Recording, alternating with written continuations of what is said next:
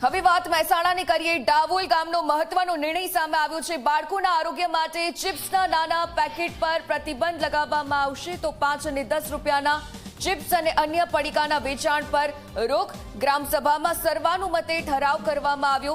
ગામની તમામ દુકાનો પર નિયમો લાગુ કરવામાં આવશે, તો નિયમ ભંગ કરનાર સામે કાર્યવાહી પણ કરાશે। બાળકોના આરોગ્ય માટે ગ્રામ પંચાયતનો મહત્વનો નિર્ણય।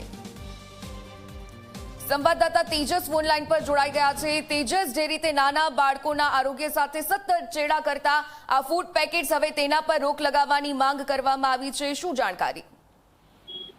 બિલકુલ તિર્મિલા, કહી શકાય કે જે બજારની અંદર જે પ્રકારે જે ખાવાના જે 5 રૂપિયાના જે પેકેટો મળતા હોય છે બાળકો માટે, તેમાં કહી શકાય કે અખાદ્ય વસ્તુઓ તેમાં મિલાવટ થતી હોય તે પ્રકારની અનેક ઘટનાઓ સામે આવી છે। ત્યારે ખેરાલુ તાલુકાના ડાવોલ ગામ દ્વારા જે છે એક મહત્વનો નિર્ણય લેવામાં આવ્યો છે, જેમાં ડાવોલ ગામની જે સભા મળી હતી, ગ્રામ સભા મળી હતી, તેમાં સર્વાનુમતે જે છે ઠરાવ કરવામાં આવ્યો છે, જેમાં બાળકોના તંદુરસ્ત આરોગ્ય માટે 5 રૂપિયા અને 10 રૂપિયાના જે આ પ્રકારના પડીકાઓ મળતા હોય છે, જે પેકેટો મળતા હોય છે ખાવાના, તેના ઉપર પ્રતિબંધ મૂકવામાં આવ્યો છે। ગામની તમામ દુકાનોમાં નોટિસ આપી દેવામાં આવી છે કે આ પ્રકારના કોઈ પણ પડીકા જે પેકેટ છે તે વેચવા ઉપર તેમને પ્રતિબંધ લગાવવામાં આવ્યો છે, તે પ્રકારની નોટિસ આપવામાં આવી છે।